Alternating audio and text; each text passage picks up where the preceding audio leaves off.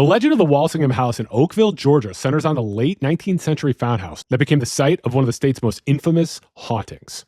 According to the legend, the home belonged to a farmer named Walsingham who, along with his family, was forced to abandon the property due to an oppressive and inexplicable haunted atmosphere. Upon attempting to re-inhabit the home after a period of absence, the family was immediately struck by a sensation often described as supernatural claustrophobia, an overwhelming feeling that malevolent, unseen forces were crowding them, accompanied by strange noises and the terrifying realization that they were not alone. The most terrifying part of the legend involves a specific incident that cemented the house's reputation. After the family fled, a skeptic volunteered to spend the night in the empty house to debunk the rumors. He reportedly entered only to be found the next morning in a state of catatonic shock or utter madness, unable to speak of what he had seen.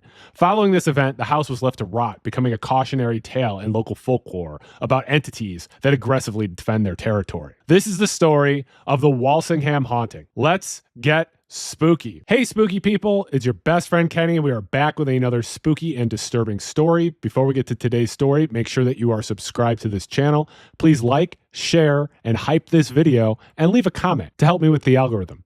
Thank you. The haunting of the Walsingham House in Oakville, Georgia is characterized alongside widely recognized hauntings such as the Bell Witch of Tennessee or the Amityville Horror. The Walsingham narrative distinguished itself through a unique experience, a rain of blood during a Thanksgiving feast. The legend recounts the experiences of a farmer, typically identified as Walsingham, who attempted to reclaim an ancestral or abandoned property in the rural area of Oakville, Georgia, only to be driven to madness and flight by a progressive series of supernatural occurrences, culminating in the grotesque dripping of blood from the dining room ceiling. The story kicks off with a classic abandoned house setup. During this short absence of its owner, the house passed into the hands of beings who wish to reign in undisputed possession. I think possession has a couple meanings there, right? Sounds like something moved in and didn't want to leave.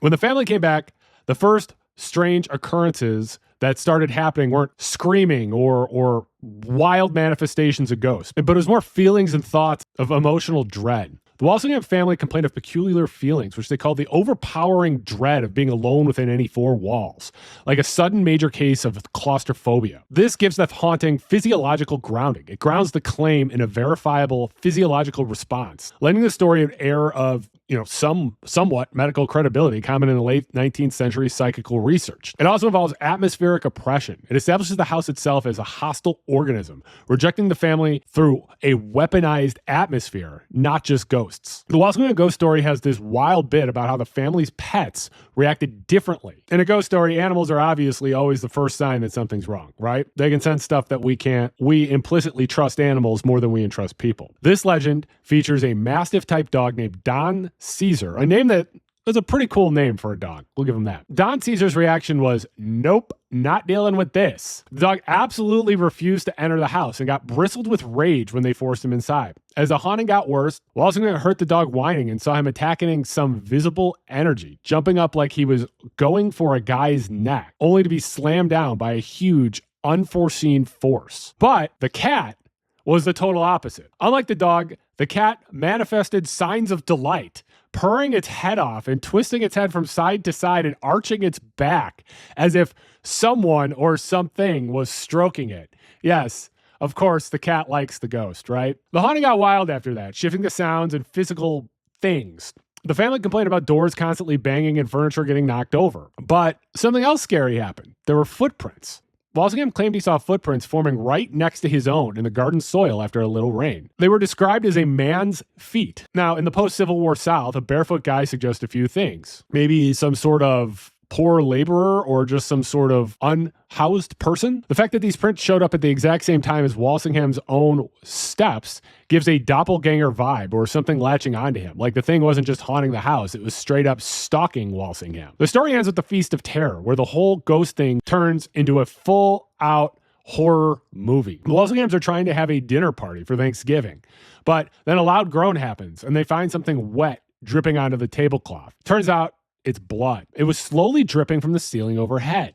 And that's the moment when this family cracks. A nice Thanksgiving dinner feast is suddenly a horrific mess, and they finally give up and leave the house for good. Critical to this story's closure is explaining the haunting, which Some versions allude to a skeleton found in the walls later. One iteration of the legend, which was popularized by Hereward Carrington, offers a darker backstory. It alleges that months prior to the haunting, a number of bones were discovered on the Walsingham place. Walsingham decided that they were animals and ordered them to be hastily thrown into an adjacent lime kiln, or burned. This detail transforms the haunting into a morality play about disrespect for the dead. By misidentifying human remains as animal, disposing them in a lime kiln, which is a method used to sanitize waste, Walsingham committed a wrong act that invited supernatural recognition. This spirit was returning to get respect that it was denied. Oakville, Georgia does exist, but its historical footprint is negligible, almost not even really there. It's located near the boundary of Terrell and Randolph counties in southwest Georgia, and it's described by modern documentarians as a place forgotten by nearly everyone. Historical surveys indicate that there was never a post office or railroad station named Oakville in Terrell or Randolph County. In the 1890s, the presence of a post office was the primary marker of a recognized community. Not having a post office suggests that Oakville was merely a crossroads or a cluster of farms rather than a full functioning town. It's worth noting that Terrell County, the likely location of the real Oakville, possesses a literary heritage that parallels the Walsingham legend. It was the filming location for the 1968 adaptation of Carson McCullers' The Heart is a Lonely Hunter. The connection highlights the region's aesthetic suitability for Southern Gothic narratives, a landscape of isolation, decay, and deep emotional resonance that serves as the backdrop for a story about haunting and madness. So the location is tenuous, but perhaps real. And the existence of the main character of the story, Mr. Walsingham, is problematic. The last name Walsingham is of English origin, tracing back to Norfolk. And while it was present in Georgia, the demographic data does not support the existence of a wealthy landowner of that name in Oakville in 1891. There's a primary obstacle in verifying the Walsingham family's presence in 1891, and that's the catastrophic loss of the 1890 United States federal census. The majority of these records were destroyed in a fire in the Commerce Department building in 1921. The destruction creates a black hole in American genealogy history. For a legend set in 1891, this is convenient. It allows the story to inhabit the unverified space where records should exist but do not. That means that it can't be definitively proven whether or not Walsingham lived there.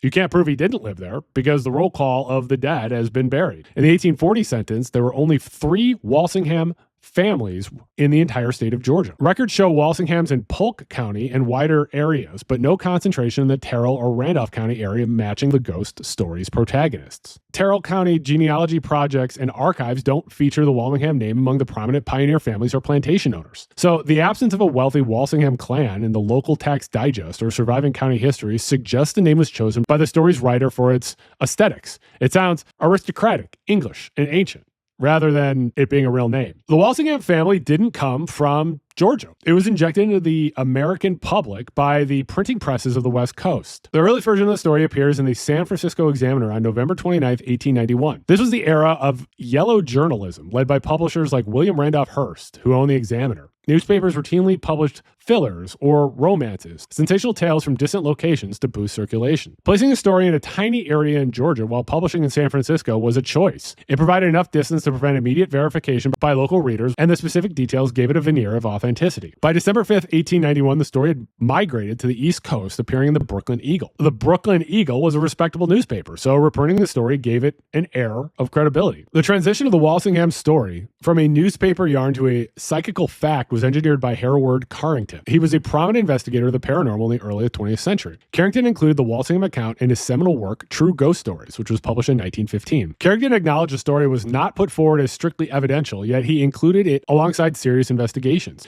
He introduced the lime kiln explanation, providing the narrative closure, cause and effect, that the original newspaper reports may have lacked. His retelling stripped away the journalistic datelines, presenting it as a timeless case study of the Poltergeist. For researchers, the Walsingham story is most frequently encountered in the memories of adults who grew up in the 1970s and 80s. The story was featured in Usborne Publishing's Haunted House, Ghosts, and Specters. The Usborne books are renowned for their stark, terrifying illustrations. The Walsingham entry had a focus on the dripping blood, and it became a touchstone of fear for generations of children. If we suspend our disbelief that the entire narrative is a fabrication and treat the phenomena described as observed data, modern science offers some explanations for the supernatural events, specifically the bleeding house and the atmospheric dread. Obviously, the most spectacular element of the story is the blood dripping from the ceiling. And it sounds like the behavior of a bacteria named Serratia Marcescens. Serratia Marcescens has been identified as a culprit behind bleeding communion wafers. The bacterium produces a bright red-orange pigment called prodigiosin. When colonies grow in sufficient density, they form a viscous slime that looks indistinguishable from fresh blood to the untrained eye. Serratia Marcescens thrives in damp, starchy environments. The Walsingham house was described as abandoned and likely dilapidated. In a humid Georgia farmhouse, a roof leak could saturate wallpaper paste, which was starch-based, and this could create a perfect culture for the bacteria. A massive colony growing in the ceiling could, under the right conditions of humidity and heat, liquefy and drip through the plaster or boards, appearing exactly like a rain of blood. Serratia colonies often have a distinct musty odor that could contribute to the unpleasant feeling or bad air reported in the house. Some other explanations for the blood could be the resin from heart pine, a common building material in Georgia. Under heat, resin pockets in wood can liquefy and ooze, and the sap is a darker amber or reddish. In the dim light of 1891, dripping sap could easily be mistaken for blood. Some have theorized that the claustrophobia or overpowering dread align with the effects of infrasound, which are sound waves that are below 20 hertz. Research has demonstrated that infrasound can produce physiological symptoms such as shivering, anxiety, sorrow, and optical illusions. In an old, drafty house, it's certainly possible, that wind passing over a chimney could create a specific corridor that could act like a resonator, generating this type of low-frequency sound waves. Is that likely? I don't know. You can tell me. Tell me in the comments what you think, whether the sound could have created these feelings. I don't know. We're just coming up with some explanations here. Notably, though, animals are more sensitive to these frequencies than humans. And Don Caesar's refusal to enter the house and his aggressive behavior, such as barking at nothing, are consistent with an animal reacting to some sort of stimulus that human owners possibly could not consciously hear. The Walsingham story belongs to a specific time and place. The South in 1891. This story relies on themes that resonated deeply with the anxieties of the post-Civil War era. The abandoned house in Southern literature is never empty. It's a failed archive of history. The Walsingham house, with its hidden bones, represents the suppression of the past. The story emphasizes that the Walsinghams did not believe in ghosts initially. This is called the converted skeptic trope. It's essential in Southern folklore, which is also in the Bell Witch story. It reassures the leader that the witness is rational, making his eventual agreeing that there was a ghost more terrifying. The analysis of the Walsingham haunting gives a variety of conclusions. If you're to look at it from a historical perspective, it's a fabrication. There's no evidence to support the existence of the Walsingham Manor or a wealthy Walsingham family in Oakville, Georgia in 1891. The actual status of Oakville contradicts the grandeur implied in the story. Remember, there's no post office in this area. There's no train station. The story bears all the hallmarks of a yellow journalism hoax originating in the San Francisco Examiner as a piece of syndicated fiction designed to entertain distant readership. From a scientific perspective or a biological perspective, there are plausible mechanisms for the phenomena that was experienced. The bleeding house could be a textbook example of an infestation of Serratia Marcescens, which is the bacteria that produces blood red pigments in damp, starchy environments. The feelings of dread and animal panic are consistent with the presence of infrasonic waves generated by the architecture. Ultimately, though, this story represents an enduring nightmare. The Walsingham ghost continues to haunt, not because it's true in a historical sense, but because it's been encoded in the cultural history and folklore by literature, including Hereward, Carrington, and Usborne books. By combining the bones in the wall, disrespect for the dead motif, and the visceral imagery of the bleeding ceiling, the story successfully creates a legend that sticks. One that survives the destruction of census records and the skepticism of our modern age. The Walsingham haunting is a ghost of gaps. It lives in the missing 1890 census, in the vanished town of Oakville, and in the dark corners of childhood memory. It's the perfect synthesis of a biological anomaly and literary invention, bleeding externally from the ceiling of a house that maybe never existed. Make sure you're subscribed to this channel, The Spooky Lawyer. Make sure that you like and share this video. Hit the hype button and leave a comment to help me with the algorithm. Follow me on Blue Sky, Twitter, and TikTok. My username is The Spooky Lawyer. If there is a spooky or disturbing story you would like me to cover, leave a comment and tell me about it, or send me an email. My email address is thespookylawyer@gmail.com. If you'd like to support the channel, there is a link in the description of this video and in my bio to buy me a coffee, so you can buy me a coffee. Or you can become a member of this channel. For $1.99, you can get access to exclusive videos, including exclusive content, as well as access to my videos before they go public. I appreciate you considering this. You also support me by liking, sharing, commenting, and watching my videos. And I do appreciate that you watch my videos. And please make sure that you stay spooky.